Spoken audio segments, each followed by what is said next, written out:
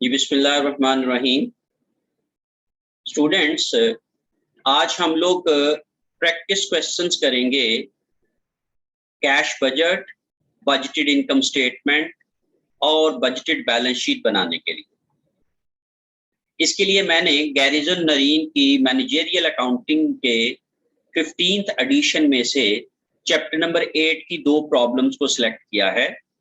We will use MS Excel for solving our problems। मैं MS Excel को किस तरीके से हम लोग कैश बजट बनाने के लिए और बजटेड इनकम स्टेटमेंट और बैलेंस शीट बनाने के लिए इस्तेमाल करते हैं, ये सिखाने की कोशिश करूंगा। तो मैं आपके साथ जो है वो प्रॉब्लम शेयर करता हूं, फिर उसके बाद जो है वो हम लोग इसका सॉल्यूशन करने की कोशिश करेंगे। Okay students, here is the problem 817 in which we will learn how to make how to prepare cash budget, budgeted income statement and budgeted balance sheet। मैंने इससे पहले इस क्वेश्चन को मैनुअली कराने की कोशिश की थी और मैंने आपको कैश बजट जो है वो मैनुअली किस तरीके से बनाया था ये मैंने आपको सिखाया था। आज हम लोग जो है MS Excel को यूज करके इन जो लिंक्ड होंगे अपने सेल्स के साथ हम एक इंटरेक्टिव शीट बनाने की कोशिश करेंगे, जिसके जरिए से हम लोग इसके तीनों स्टेटमेंट्स जो है वो बनाएंगे, कैश बजट भी, उसके बाद बजटेड इनकम स्टेटमेंट भी और बजटेड बैलेंस शीट भी। तो सबसे पहले मेंडन कंपनी जो है वो एक होलसेल डिस्ट्रीब्यूटर हैं और उनका अप्रैल 30th को जो डाटा है वो हमें गिवन है और अप्रैल 30th को जो उनकी बैलेंस शीट थी that is beginning balance sheet, जिसमें हमारे पास एसेट्स और लायबिलिटीज के डाटा गिवन है और प्लस इसके अलावा हमारे पास कुछ डाटा अवेलेबल है। तो सबसे पहले हम लोग इसके बेसिक डाटा की जो इंफॉर्मेशन है उसकी एक शीट बनाने की कोशिश करते हैं। मैं आपके साथ सॉल्यूशन शेयर करता हूं, फिर उसके बाद जो है वो आप लोग इसको देखते हैं जी कि हम लोग इसको किस तरीके से करेंगे। ओके जी, here is the solution. Mendon company की जो बिगिनिंग बैलेंस शीट थी मैंने बिल्कुल उसी तरीके से उसको वहां पे कॉपी कर लिया है। जैसे इसमें पहले जो था वो कैश था 9,000 का, account receivable 54,000, inventory 30,000, building and equipment net of depreciation ये 2,07,000 की। ये सारे एसेट्स की डिटेल मुझे दी गई है जो मैंने अभी आप लोगों को क्वेश्चन में शेयर की है। फिर इसके बाद लायबिलिटीज भी मुझे गिवन है, तो ये मैंने बिल्कुल उसी तरीके से जो मुझे क्वेश्चन में अवेलेबल है मैंने उसकी यहाँ पे उसको कॉपी कर लिया है। प्लस इसके अलावा मुझे कुछ डाटा अवेलेबल है, जैसे बजटेड सेल्स फॉर मई मुझे गिवन है दैट इज 2 लाख, मैंने यहाँ पे लिख ली। फिर मैंने उस सेल में से कितनी कैश सेल्स हैं that is also given to me that is 60,000, ये भी मैंने यहाँ पे लिख ली। और फिर मैंने यहाँ पे क्रेडिट सेल्स इसकी कैलकुलेट कर ली और इसका कैलकुलेट करने का तरीका क्या है कि टोटल सेल्स ये हैं, इसमें से मैंने जो कैश सेल्स माइनस कर दी तो ये मेरे पास जो है वो क्रेडिट सेल्स आ गई। अगर मैं कैश सेल्स को यहाँ पे बजटेड सेल्स को चेंज करूंगा, कैश सेल्स को चेंज करूंगा तो ऑटोमेटिकली क्रेडिट सेल्स भी चेंज हो जाएंगे।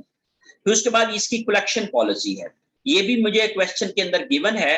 तो उन्होंने ये कहा जी कि half of the sales are collected in the month of sale and half are collected in following month of sale, mean next month of cell.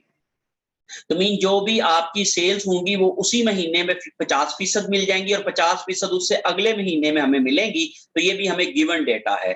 Purchase of inventory इन मई 1,20,000 की इन्वेंट्री हमें गिवन है हमारे मई के अंदर। ये भी हमारी जो है वो जो इंफॉर्मेशन है इसमें ये सारी चीजें हैं, मैं आपके साथ जो है वो शेयर करता हूं ताकि आपको बता सकूं कि ये कहाँ पे गिवन है। ये देखें जी, यहाँ पे हमारे पास जो है वो ये पे ये सारी inventory, the purchase of inventory are expected to 1,20,000, 1,20,000 की इन्वेंट्री जो है वो परचेज करेंगे हम लोग और उसकी जो पेमेंट्स होंगी वो 40% are paid in the month of purchase and reminder are paid in following month of purchase, mean 40% उसी महीने में पे होती हैं, बाकी 60% अगले महीने में। और जो एंडिंग इन्वेंट्री का बजटेड बैलेंस था दैट इज 40,000। ओपनिंग बैलेंस हमें ऊपर वाली बैलेंस शीट में दिया गया है यहाँ पे इन्वेंट्री का, दैट इज 30,000 ओपनिंग बैलेंस। और जो मई के अंदर आखिरी बैलेंस होगा क्लोजिंग बैलेंस 31 मई को, वो है जी 40,000 का। तो इस लिहाज से हम लोग यहाँ पे ये भी इंफॉर्मेशन भी हमने उसमें नोट कर ली। फिर सेलिंग एक्सपेंसेस हैं 72,000 के और 2,000 उसकी डेप्रिसिएशन है, तो ये मैंने फैक्ट्स भी उधर नोट कर लिए। और फिर नोट्स पेएबल जो है वो अप्रैल 30th को वो हमारे पास जो है वो जो भी थे वो हम लोगों ने ड्यूरिंग मई उसको पे कर देना है, उसके ऊपर 100 इंटरेस्ट भी है। और न्यू रेफ्रिजरेटिंग इक्विपमेंट हमने खरीदना है 6,500 का, और ड्यूरिंग में हमारे पास जो कंपनी है वो बारो करेगी 20,000 फ्रॉम बैंक और उसका एक नया नोट पेएबल जो है वो इशू कर देगी। तो ये हमारी सारी इंफॉर्मेशन हमें गिवन थी। ये हम लोगों ने बेसिकली क्या किया है, अपनी वो सारी इंफॉर्मेशन जो है वो उधर पुट कर दी है अपनी शीट के अंदर, जो हमारी बिगिनिंग बैलेंस शीट और डाटा शीट्स थी, जिसमें देखे जी कि purchases of the month 1,20,000, purchases paid in the month 40%, 40%, following month में 60%, एंडिंग इन्वेंट्री जो है वो 40,000 की है, सेलिंग एडमिन एक्सपेंसेस 72,000, डेप्रिसिएशन 2,000, और उसके बाद इंटरेस्ट है 100 का, इक्विपमेंट न्यू परचेज 6,500 का है, ओके, और बोरिंग इन में जो है वो 20,000 है। तो ये डाटा मुझे गिवन है मेरे क्वेश्चन के अंदर। अब इस डाटा को यूज करके मैंने बनाना है सबसे पहले कैश कलेक्शन स्केड्यूल। अब मे के लिए जब मैं कैश कलेक्शन स्केड्यूल बनाऊंगा उसी तरीके से हेडिंग्स ऊपर दे दूंगा, और मे के लिए सबसे पहले मुझे लिखनी है कैश सेल्स। तो कैश सेल्स लिखने के लिए मैं इक्वल टू का साइन दबाऊंगा और मैं अपने जो बेसिक डाटा शीट पे चला जाऊंगा और यहाँ पे मैं रेफरेंस दे दूंगा कैश सेल्स के सेल का, और इस तरीके से कैश सेल्स मेरे पास आ जाएंगी। फिर उसके बाद मैंने क्रेडिट सेल्स में से जो कलेक्शंस हुई हैं, मुझे जो कस्टमर्स ने किस किस तरीके से मुझे पैसे पे किए हैं, ये मैंने यहाँ पे लिखने हैं। तो in the month of sale जो वो पे करते हैं, मीन जो मे की सेल थी उसी का 50% वो यहाँ पे करेंगे, लेकिन टोटल सेल्स का नहीं, सिर्फ क्रेडिट सेल्स का। तो उसके लिए आप लोग याद रखें कि यहाँ पे आपने जो फिगर लेनी है वो क्रेडिट सेल्स की लेनी है। तो इक्वल टू का साइन दबाएंगे, आप बेसिक डाटा पे चले जाएंगे, यहाँ पे क्रेडिट सेल्स की फिगर है, इसको मल्टीप्लाई करेंगे आप इसके जो भी in the month of sale की परसेंटेज के साथ, दैट इज 50%, तो आपके पास ये आ जाएगा 70,000 इसी महीने में आपने सेल की और यहाँ पे ही आपको कलेक्ट हो गई। फिर उसके बाद कुछ सेल्स ऐसी थी जो आपने अप्रैल में की थी, वो आपके अकाउंट रिसीवेबल में आपको नजर आ रहा होगा ओपनिंग बैलेंस शीट में। तो इज इक्वल टू करके बेसिक डाटा पे चले गए और हम लोगों ने बेसिक डाटा में ओपनिंग बैलेंस शीट में अकाउंट रिसीवेबल जो थे 54,000 के, ये हमें वसूल हो जाएंगे मई के अंदर, क्योंकि ये पिछले महीने की सेल का समझ लें 60% है, या जो उन्होंने अकाउंट रिसीवेबल है जो हमें उन्होंने बता दिया है क्वेश्चन के अंदर कि भाई ये वाले जो है वो हमें मई में रिसीव हो जाएंगे। इस तरीके से जब आप लोग इन तमाम को टोटल करेंगे, सम ऑफ करेंगे इन सब का, तो इन सब का जो टोटल होगा वो हमारे पास आ जाएगा जी 1,84,000, 1,84,000। ये टोटल कैश रिसीट्स आ जाएंगी फ्रॉम कस्टमर्स। अब यहाँ पे मैंने एक और फिगर कैलकुलेट की हुई है, account receivable end of the May के एंड पे अकाउंट रिसीवेबल कितने होंगे। तो जो हमारी जो मे की क्रेडिट सेल्स होंगी उसका 50% अकाउंट रिसीवेबल होंगे। तो इसकी कैलकुलेशन मैंने इज इक्वल टू करके क्या किया कि इस महीने की जो क्रेडिट सेल्स थी वो थी 1,40,000 मल्टीप्लाई बाय, इसको मैंने किया जो मुझे अगले महीने में नेक्स्ट मंथ में परसेंटेज मिलनी थी वो 50% थी, तो मैंने इसको जब किया तो ये मेरे पास 70,000 के अकाउंट रिसीवेबल आ गए। तो इस तरीके से मैं अपनी कैश कलेक्शंस को कैलकुलेट कर सकता हूं। फिर इसके बाद मुझे जो दूसरी चीज जो है कैलकुलेट करना है वो है जी कैश पेमेंट्स फॉर परचेजेस। तो इसके लिए मैं फिर उसको उसी तरीके से ही वो वाला टेबल बना लेता हूं, और मुझे payments for purchases of May जो है उसकी पॉलिसी गिवन है कि जो भी मैं मे में परचेजेस करूंगा उसका 40% मैं क्या करूंगा मे में पे कर दूंगा, और बाकी 60% जो होगा वो अगले महीने में पे करूंगा। इसका मतलब ये हुआ कि ये इक्वल टू है, और बेसिक डाटा पे चले गए और मैंने ये देखा कि मैंने मई में परचेजेस की 1,20,000 की, that is given to me in my question, multiply by मैंने इसको 40% जो कि इस महीने में पेमेंट की परसेंटेज है उसके साथ मल्टीप्लाई किया, तो ये मेरा 48,000 आ गया। और ये जो 63,000 है ये अप्रैल के अकाउंट्स पेएबल हैं जो मुझे ओपनिंग बैलेंस शीट से मिलेंगे। इज इक्वल टू करके मैंने ओपनिंग बैलेंस शीट में चला गया, तो यहाँ पे मेरे पास जो है वो अकाउंट्स पेएबल और नोट्स पेएबल दो चीजें अलग अलग हैं। यहाँ पे अपने अकाउंट्स पेएबल लेनी है, ये 63,000 वहां पे मैंने कर लिया। जब मैंने इन दोनों को टोटल किया, सम किया इन दोनों का, तो ये मेरे पास क्या आ जाएगा 1,11,000 की ये वाली फिगर आ जाएगी। और मैंने इसी तरीके से ending balance of accounts payable mean and of मे में कितने मैंने पैसे लोगों के देने हैं, तो ये मैं कैलकुलेट करने के लिए इज इक्वल टू पे जाऊंगा, और मैंने जो इस महीने में परचेजेस की थी वो थी 1,20,000 की, और ये मैंने अगले महीने में कितनी पे करनी है वो है 60%, तो मल्टीप्लाई बाय 60% कर दूंगा। तो इस तरीके से ये मेरे पास क्या आ जाएगा 72,000 इसके क्या आ जाएंगे कैश पेड टू कस्टमर्स, ये आ जाएगा, sorry cash paid to suppliers आ जाएगा। तो इस तरीके से ये दोनों cash collections from customers and cash payments to suppliers, ये मैं दोनों टेबल्स को कैलकुलेट कर सकता हूं। तो these are basically workings for preparing our cash budget. Cash budget को प्रिपेयर करने के लिए ये हमारी वर्किंग्स होती हैं, इनको हम लोग इस तरीके से पहले कैलकुलेट करते हैं, फिर उसके बाद हम लोग कैश बजट बनाते हैं। अब हम लोग आ जाते हैं जी कैश बजट के ऊपर। कैश बजट का ये एक बेसिक फॉर्मेट है, ऊपर हम लोग उसी तरीके से कंपनी नेम, फिर स्टेटमेंट नेम, और फिर उसके बाद उसका कवरिंग पीरियड दे देते हैं। सबसे पहले हम लोग बिगिनिंग बैलेंस लिखते हैं कैश का, इज इक्वल टू, ये बेसिक डाटा पे चला गया, वहां पे मेरे पास ओपनिंग बैलेंस शीट के अंदर बिगिनिंग बैलेंस जो है वो कैश का दिया गया है, दैट इज 9,000, मैं यहाँ पे कर लूंगा। तो इसके बाद कैश कलेक्शंस फ्रॉम कस्टमर्स, ये मैंने अभी कैलकुलेट किया है यहाँ पे, तो वो मैं इसको वहां पे रेफर कर दूंगा 1,84,000। जब मैं इन दोनों को टोटल करूंगा तो इन दोनों का नाम आ जाएगा जी टोटल कैश अवेलेबल, वो 1,93,193,000 जो है मेरे पास टोटल कैश अवेलेबल आ जाएगा। इसमें से अब मैं कैश डिस्पर्समेंट्स या कैश पेमेंट्स माइनस करूंगा, तो एक जो मेजर पेमेंट होती है वो है पेमेंट्स फॉर परचेजेस। ये भी चूंकि मैंने कैलकुलेशंस कर ली हैं जो मैंने पेमेंट्स फॉर परचेजेस के लिए, तो मैं इसका रेफरेंस दे दूंगा उसके साथ, और मैं वहां पे इसको भी नोट कर लूंगा। फिर सेलिंग एंड एडमिन एक्सपेंसेस की मुझे फिगर दी गई है, यहाँ पे बेसिक डाटा में जाता हूं तो यहाँ पे मेरे पास selling and admin expenses for May दिए गए हैं 72,000, लेकिन ये एक्सक्लूडिंग ऑफ डेप्रिसिएशन है, मीन ये कैश एक्सपेंस है, इसमें डेप्रिसिएशन शामिल नहीं है। अगर इसमें डेप्रिसिएशन शामिल होती तो फिर हम लोग इसमें से डेप्रिसिएशन माइनस करते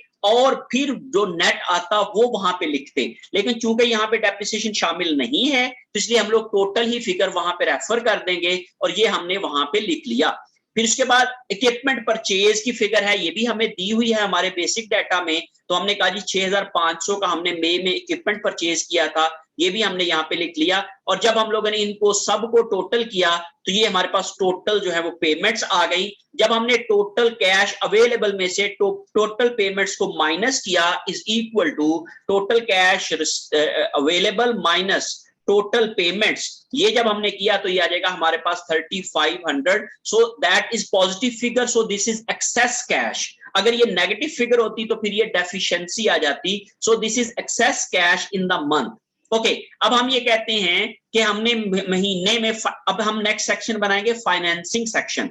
फाइनेंसिंग सेक्शन के लिए हमने सबसे पहले देखना है कि हमने बोरोइंग्स कितनी की हैं, तो ये भी हमारे क्वेश्चन में हमें गिवन है। मैं यहाँ पे इसका जो है वो डाटा वहां पे ले आता हूँ, borrowings in the month that is 20,000, ये मैंने नोट की हुई है अपने बेसिक डाटा के अंदर, तो मैं इसको वहां पे रेफर कर देता हूँ। फिर उसके बाद मैंने इसमें से पेमेंट्स कितनी की हैं, तो ये पेमेंट्स की भी फिगर मुझे दी गई है जो मेरे पास ओपनिंग बैलेंस शीट थी। तो बेसिकली क्या है, इज इक्वल टू, चूंकि पेमेंट्स हैं तो इसलिए माइनस करूंगा और बेसिक डाटा पे चला जाऊंगा, और उसमें देखें आप जरा कि ओपनिंग बैलेंस शीट के अंदर मेरे पास नोट्स पेएबल थे, तो मुझे बताया गया है कि नोट्स पेएबल जो होंगे ओपनिंग में वो मैं पे कर दूंगा इस महीने में, और मैं 14,500 का रेफरेंस दे दूंगा, तो ये माइनस आ जाएगा। इसके बाद इंटरेस्ट है, ये भी मुझे गिवन है, तो इसको भी चूंकि पेमेंट है इसलिए माइनस इसका साथ लगाऊंगा, और फिर मैं इसके साथ जो है वो यहाँ पे इंटरेस्ट की फिगर भी मुझे गिवन है, that is interest on notes payable that is 100, तो मैं यहाँ पे भी इसको कर दूंगा। जब मैं इन तमाम फिगर्स को आपस में नेट ऑफ करूंगा, प्लस करूंगा, तो ये मेरे पास टोटल फाइनेंसिंग का पॉजिटिव बैलेंस आ जाएगा 5,400। और जब मैं इन दोनों फिगर्स को नेट ऑफ एक्सेस और डेफिशिएंसी ऑफ कैश और फाइनेंसिंग का, इन दोनों सेक्शंस को नेट ऑफ करूंगा, mean equal to this plus this करूंगा, तो फिर मेरे पास जो है वो total ending balance of cash आ जाएगा। In this way I can prepare my cash budget for the specific month, और मैं इसको क्या कर सकता हूं, अपने सेल्स के साथ रेफर कर सकता हूं, मैं वहां पे लिंक कर सकता हूं, क्योंकि अगर मैं बेसिक डाटा में कोई भी चेंज करूंगा तो ऑटोमेटिकली ये मेरा कैश बजट जो है वो उसी तरीके से, उसी लिहाज से चेंज हो जाएगा, तो मुझे दोबारा से कैलकुलेशंस करने की जरूरत नहीं पड़ेगी। यही चीज जो होती है इसको हम लोग आप समझ लें सेंसिटिविटी एनालिसिस कहते हैं, या व्हाट इफ एनालिसिस कहते हैं, कि अगर हमारे पास कोई भी फैक्टर्स चेंज होते हैं तो हम लोग उसको चेंज करें तो हमारे पास जो है वो आगे क्या आएगा। तो जो नेक्स्ट क्वेश्चन है हमारा, क्वेश्चन नंबर 18, वो हमें बेसिकली इसी क्वेश्चन को वो कहता है जी कि कुछ डाटा चेंज करके देखें कि अब आपके जो फिगर्स जो है वो किस तरीके से आती हैं, तो वो भी हम लोग जो है इसी तरीके से इसी को ही यूज करके हम करने की कोशिश करेंगे। होप सो कि आप लोग जो है वो कैश बजट किस तरीके से बनाते हैं ये आप लोग समझ गए होंगे। अब हम लोग क्वेश्चन के नेक्स्ट पार्ट को देखते हैं। क्वेश्चन के नेक्स्ट पार्ट में हमें क्या रिक्वायर है ये हम लोग अपने क्वेश्चन पे देख लेते हैं जी। नेक्स्ट पार्ट है जी, prepare budgeted income statement for May के लिए बजटेड इनकम स्टेटमेंट आप बनाएं। Use the absorption costing income statement format as shown in schedule 9। कहता जी अब्जॉर्प्शन कॉस्टिंग इनकम स्टेटमेंट बनाएं जिसमें आप लोगों ने वेरिएबल और फिक्स्ड एक्सपेंसेस को अलग-अलग करने की जरूरत नहीं है, सिंपली आपने कॉस्ट ऑफ गुड सोल्ड लिखना है उस लिहाज से। तो इसलिए हम लोग इसको इनकम स्टेटमेंट बनाने की अब कोशिश करते हैं उसी डेटा को यूज करके। तो let me share with you the solution. Okay, अब यहाँ पे इनकम स्टेटमेंट है, उसी तरीके से मैं इसका फॉर्मेट बना लूंगा। पहले कंपनी का नाम है, फिर स्टेटमेंट का नाम है बजटेड इनकम स्टेटमेंट, और उसका कवरिंग पीरियड है। सबसे पहले मुझे रेवेन्यूज लिखना है, तो revenues has been given to me in my question. यहां पे मैं टोटल रेवेन्यूज लूंगा, cash as well as credit, because this is income statement, उसमें टोटल सेल्स मैंने लिखनी है, कैश भी और क्रेडिट भी, तो इसलिए ये मैं रेफरेंस कर दूंगा। उसमें ये 2 लाख की जो मेरे पास टोटल सेल्स थी मैंने इस सेल का रेफरेंस दे दिया। अब हम बात कर लेते हैं कॉस्ट ऑफ गुड सोल्ड। अब कॉस्ट ऑफ गुड सोल्ड हमें गिवन नहीं है, वो हमें कैलकुलेट करना पड़ेगी। उसकी कैलकुलेशन मैंने यहाँ पे नीचे जो है वो शो की हुई है, जिसको मैंने अभी बोल्ड किया है और मैंने इसको जो है वो अंडरलाइन कर दिया है। सबसे पहले cost of good sold calculate करने के लिए हम लिखते हैं जी beginning ending inventory, sorry beginning inventory. तो इज इक्वल टू में जाता हूं तो मेरे पास बिगिनिंग इन्वेंट्री मेरी बिगिनिंग बैलेंस शीट में बेसिक डाटा में गिवन है, तो दैट इज इन्वेंट्री, ये मैंने 30,000 का रेफरेंस वहां पे दे दिया। फिर उसके बाद मैंने परचेजेस लिखनी है, तो इज इक्वल टू परचेजेस भी मुझे दी गई हैं। इस महीने में मैंने मई में 1,20,000 की परचेजेस की, ये मैंने लिख लिया। जब मैंने इन दोनों को टोटल किया, सम किया, तो ये मेरे पास आ जाएगा 1,50,000 टोटल इनका, that is goods available for sale. और उसमें से मैंने एंडिंग इन्वेंट्री जो है is equal to, ending inventory is given to me in my question, मेरे डाटा में ये मुझे गिवन है। तो यहाँ पे आप देखेंगे कि ये मई 31 इन्वेंट्री जो है, जो कि मुझे मेरे क्वेश्चन में गिवन थी और मैंने बेसिक डाटा में लिखा था इसको, तो ये मैं 40,000 का रेफरेंस दे दूंगा। और जब मैं टोटल अवेलेबल में से एंडिंग इन्वेंट्री को माइनस करूंगा तो ये मेरे पास क्या आ जाएगा, 1,10,000 की कॉस्ट ऑफ गुड्स सोल्ड आ जाएगी, is equal to this minus ये वाला फिगर करूंगा तो ये मेरे पास आ जाएगी। दूसरा तरीका क्या है कि मैं इसके साथ माइनस का साइन लगा दूं तो ये मेरे पास क्या आ जाएगा, इस फॉर्मेट में लिख देता हूं। ओके, 40,000 माइनस का साइन लगाऊंगा तो फिर मैं इन दोनों सेल को प्लस करूंगा, फिर मैं उसको माइनस नहीं करूंगा, क्योंकि एक प्लस की फिगर है एक माइनस की फिगर है। तो जब मैं दोनों को प्लस करूंगा तो फिर मेरे पास नेट फिगर आ जाएगी, that is cost of good sold is 1,10,000। तो इस तरीके से मैं क्या कर सकता हूं, इनकी कैलकुलेशन कर सकता हूं। और यहां पे जब मैंने कॉस्ट ऑफ गुड सोल्ड यहां पे लिखी तो इसको भी मैं माइनस का साइन दे सकता हूं। जब मैंने इसके साथ माइनस का साइन दिया तो फिर मेरे पास ये वाला फॉर्मेट जो है वो यहाँ पे होना चाहिए। तो ये मैंने यहाँ पे कॉपी कर लिया, इसको मैंने अंडरलाइन भी कर दिया। और जब मैंने इन दोनों को किया तो फिर मैं यहाँ पे प्लस करूंगा, इन दोनों का सम करूंगा। अगर मैंने माइनस साइन लिखा हुआ है तो दोनों का सम करूंगा, तो इससे मेरे पास क्या आ जाएगी, ग्रॉस इनकम आ जाएगी। अब उसमें से जब मैं सेलिंग एंड एडमिन एक्सपेंसेस को माइनस करूंगा यहाँ पे, तो इज इक्वल टू, मैं माइनस का साइन के साथ लेके चलूंगा, ये मैं लिख लेता हूं, इज इक्वल टू माइनस का साइन दबाऊंगा और ये मेरे पास फिगर जो है वो यहाँ पे दी गई है। तो इसमें ये आप देखें जी, ये 72,000 है ये, प्लस इसमें डेप्रिसिएशन भी करूंगा क्योंकि मुझे यहाँ पे टोटल एक्सपेंसेस लिखने हैं।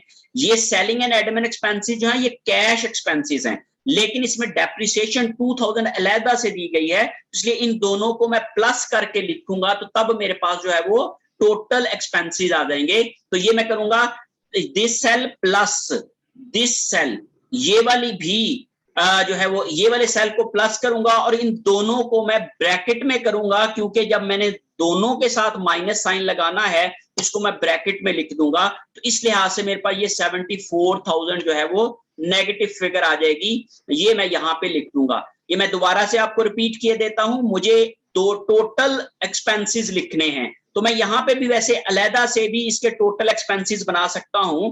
मैं सम करूंगा इन दोनों सेल्स का, सेलिंग एंड एडमिन एक्सपेंसेस का और डेप्रिसिएशन फॉर मे का, तो ये मेरे पास 74,000 आ जाएगा। और मैं अब ये वाला सेल जो है वो रेफर कर सकता हूं अपनी नेक्स्ट बैलेंस इनकम स्टेटमेंट में, इज इक्वल टू माइनस करके मैं अपने बेसिक डाटा पे चला जाता हूं और ये टोटल जो है इन दोनों की फिगर मैं यहाँ पे कर सकता हूं। अदरवाइज मैं इन दोनों को टोटल पीछे रख कर लूं और आगे जो है इनका नेट रिजल्ट ले जाऊं, या फिर मैं इन दोनों को फॉर्मूला में टोटल करके प्लस करके उन दोनों सेल्स को वहां पे ले जाऊं। दोनों तरीकों से ये वाला काम ठीक है। अब मैं क्या करता हूं, इन दोनों को मैंने अब नेट ऑफ करना है तो फिर मैं यहाँ पे फिर मैं प्लस का जो है वो फॉर्मूला लगाऊंगा और जब मैंने 90,000 में से 74,000 माइनस किया तो नेट ऑफ किया तो ये 16,000 आ गया। इसमें से ये इंटरेस्ट जो है वो चूंकि ये भी इंटरेस्ट एक्सपेंस है और इंटरेस्ट एक्सपेंस जो है वो माइनस होना है तो मैंने माइनस का साइन लगा दिया इसके साथ और मैंने इसका फॉर्मेट भी उसी तरीके से चेंज कर दिया।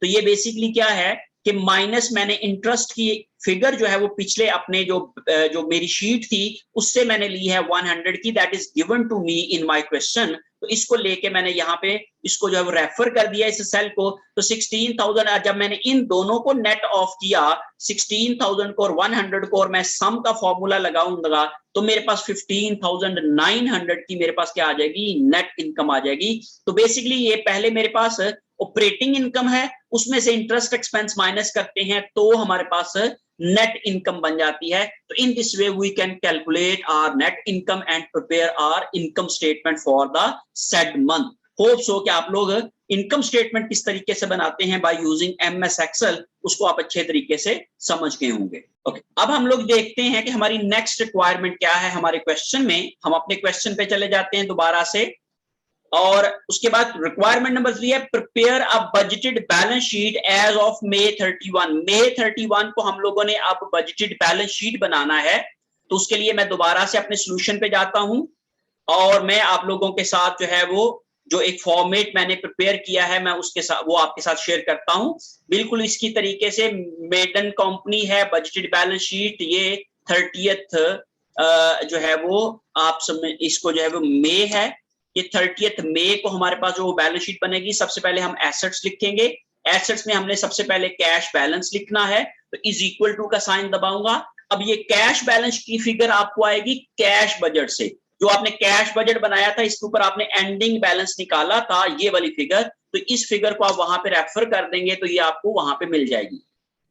फिर उसके बाद आपने लिखना है account receivable, ending account receivable. तो मैंने जब कलेक्शन बजट बनाया था या कलेक्शन स्केड्यूल बनाया था तो आपने देखे कि यहाँ पे मैंने एंडिंग मई के ऊपर कितने अकाउंट रिसीवेबल थे इसकी भी कैलकुलेशन की थी और ये मैंने आपको समझाई थी। तो ये फिगर मैं बैलेंस शीट के लिए मैंने कैलकुलेट की थी, तो इसलिए मैं यहाँ पे ये वाली फिगर को बैलेंस शीट में रेफर कर दूंगा। इज इक्वल टू मैं अपनी कलेक्शन बजट पे चला गया और अकाउंट रिसीवेबल जो मैंने कहा था कि 50% ऑफ द प्रीवियस मंथ जो है वो मुझे रिसीव होने हैं तो वो मैं यहाँ पे रेफर कर दूंगा। फिर उसके बाद मेरे पास इन्वेंट्री है, ending inventory is given to me in my question. ये मेरे पास क्वेश्चन के बेसिक डाटा में मुझे गिवन है May 31 इन्वेंट्री, तो मैं इसको रेफर कर दूंगा उधर। और building and equipment net of depreciation, अब मुझे ये कैलकुलेट करना पड़ेगी। इसकी कैलकुलेशन करने के लिए सबसे पहले मैं क्या करूंगा, बिल्डिंग एंड जो इक्विपमेंट का ओपनिंग बैलेंस था नेट ऑफ डेप्रिसिएशन वो कितना था वो मेरे पास ओपनिंग बैलेंस शीट में गिवन है,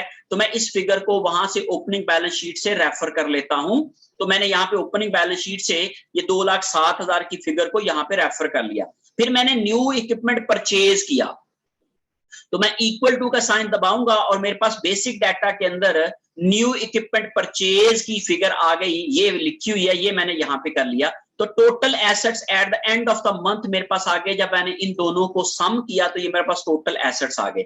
इसमें से जो मेरी डेप्रिसिएशन थी that is given to me in my question, तो उसको जब मैंने वहां पे रेफर किया और मैं इसको जो है वो इज इक्वल टू माइनस का साइन के साथ लगा के करता हूं, तो फिर ये मेरे पास जो है वो 2000 की ये डेप्रिसिएशन है, तो ये माइनस आ गई। और जब मैंने इसको दोनों को अब मैंने सम करना है, याद रखिएगा जब मैं एक के साथ माइनस साइन लगा के करूंगा, मीन उसका इस फॉर्मेट में करूंगा नेगेटिव के साथ, तो फिर मुझे नेट रिजल्ट के लिए दोनों को अमाउंट्स को प्लस करना है, तो मैंने दोनों को प्लस कर दिया, तो ये मेरे पास क्या आ जाएगी, एंडिंग बैलेंस ऑफ जो है इक्विपमेंट आ जाएगी, बिल्डिंग एंड इक्विपमेंट। तो इस सेल को मैं उधर रेफर कर दूंगा, इज इक्वल टू करके इस सेल को जब मैं रेफर करूंगा तो ये मेरे पास जो है वो टोटल इसका जो है वो बैलेंस आ जाएगा, एंडिंग बैलेंस आ जाएगा इक्विपमेंट का। और जब मैं इन तमाम चीजों को सम करूंगा तो ये मेरे पास जो है वो टोटल एसेट्स आ जाएंगे, 3,30,400 की फिगर आ जाएगी मेरे पास। अब हम कर देते हैं जी liabilities and stock holders equity.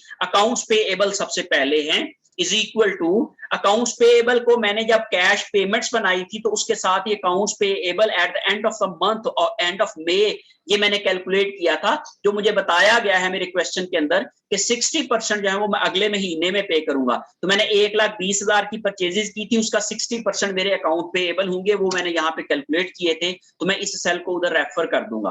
फिर उसके बाद मेरे पास नोट पेएबल था, जो मैंने पुराना नोट पे कर दिया था और नया नोट जो मैंने इशू किया था, जो मैंने बोरोइंग्स की थी, जो मेरा नया नोट पेएबल बनेगा, बोरोइंग इन मे जो मैंने की थी ये 20,000 की, that was the new note payable, तो ये मैंने यहाँ पे ऐड कर लूंगा। और फिर उसके बाद मेरे पास कॉमन स्टॉक है, तो is equal to common stock में है बिगिनिंग बैलेंस शीट से रेफर कर लूंगा, यहाँ पे ये मुझे गिवन है 1,80,000 का, तो मैंने इसको उधर रेफर कर दिया।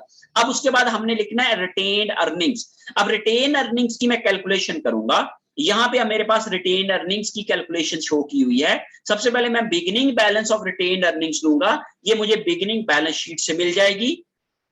यहाँ पे 42,500 की फिगर दी है, मैंने इस फिगर को उधर रेफर कर दिया।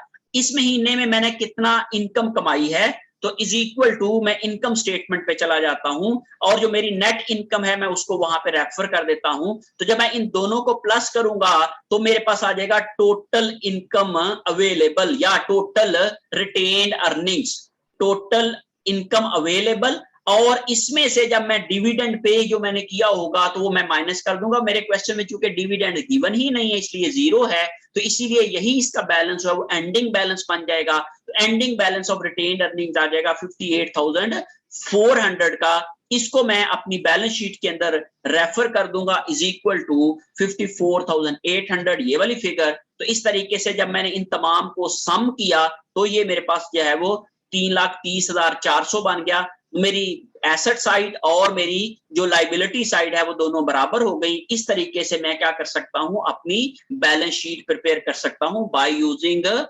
MS Excel. तो इस तरीके से हम लोग बजटेड बैलेंस शीट बना सकते हैं। होप्स हो कि आप लोग इन तमाम चीजों को बड़े अच्छे से समझ के होंगे और आप इसकी जो है वो अब एक्सेल को यूज करके कैश बजट बनाना, फिर बजटेड इनकम स्टेटमेंट बनाना और बजटेड बैलेंस शीट बनाना जो है वो आप बेसिक लेवल के ऊपर सीखे होंगे और आप इसकी जो है वो प्रैक्टिस कर सकते होंगे।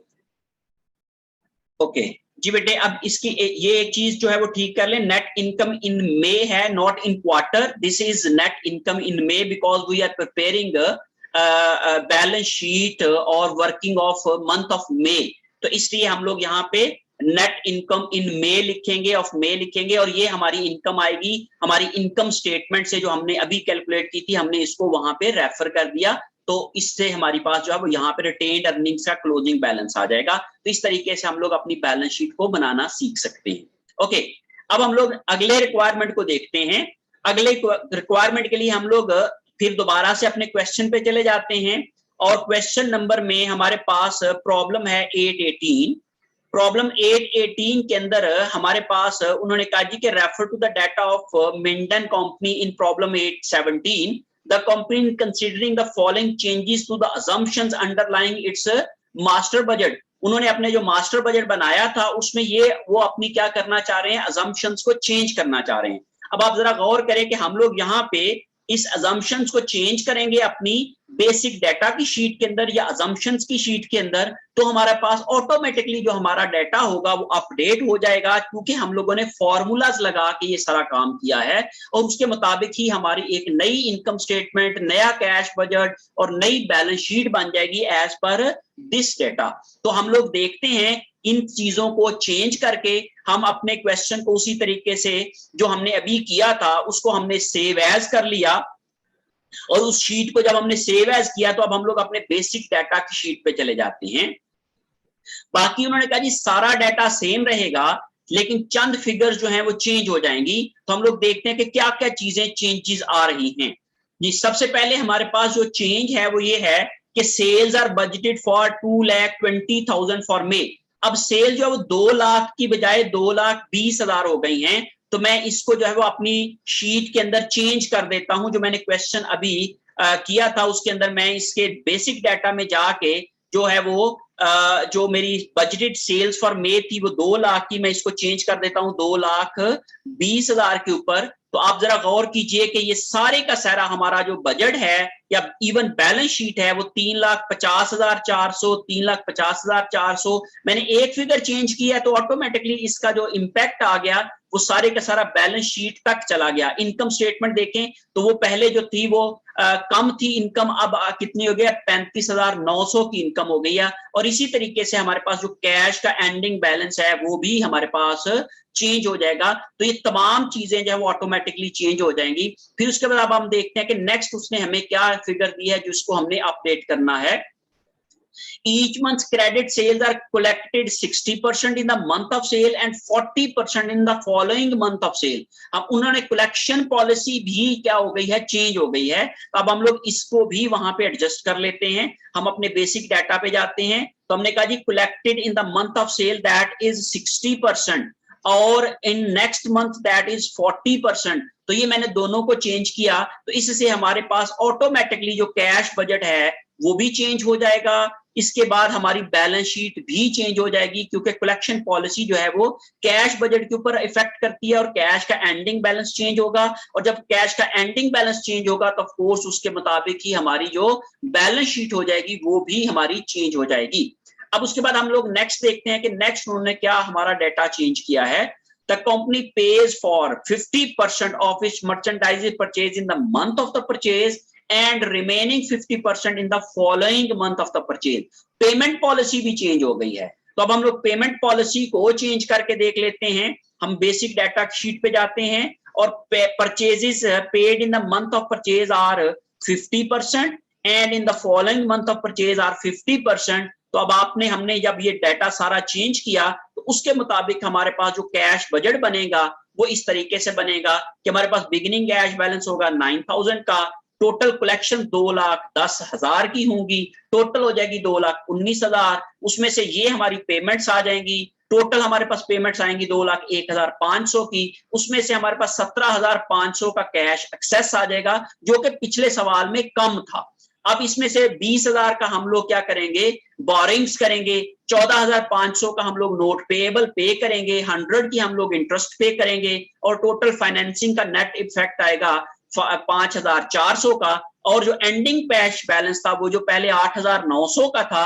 वो अब 22,900 का हो गया है। तो यही हमारा जो है वो एंडिंग बैलेंस बनेगा 22,900 का। अब इसी लिहाज से टोटल एसेट्स की फिगर जो है वो भी चेंज हो जाएगी, ये 3,38,400 हो जाएगी और इसी तरीके से लायबिलिटी भी 3,38,400 हो जाएगी। अब आप देखें जरा गौर से कि मैंने उसी शीट को ही यूज किया, सिर्फ मैंने 4 फिगर्स को चेंज किया और उसकी वजह से मेरा तमाम के तमाम बजट्स जो हैं वो ऑटोमेटिकली चेंज हो गए। तो इस तरीके से जब हम इंटरेक्टिव शीट बनाते हैं उससे क्या कर सकते हैं, हम लोग अपनी अजम्पशंस को चेंज करके अपने बजट्स को की जो वेरिएशंस आती हैं उनको हम लोग जो है वो मैनेज कर सकते हैं, उसको अंडरस्टैंड कर सकते हैं और उसको जो है वो हम लोग रिकॉर्ड कर सकते हैं। और इस तरीके से हमें नए सिरे से सारा बजट बनाने की जरूरत नहीं पड़ती है। हम लोग सिर्फ उसी शीट को ही यूज करके अपनी कुछ assumptions के डेटा को चेंज करेंगे तो उससे हमारे पास ऑटोमेटिकली हमारी तमाम के तमाम जितनी भी हैं वो सारी की सारी जो है वो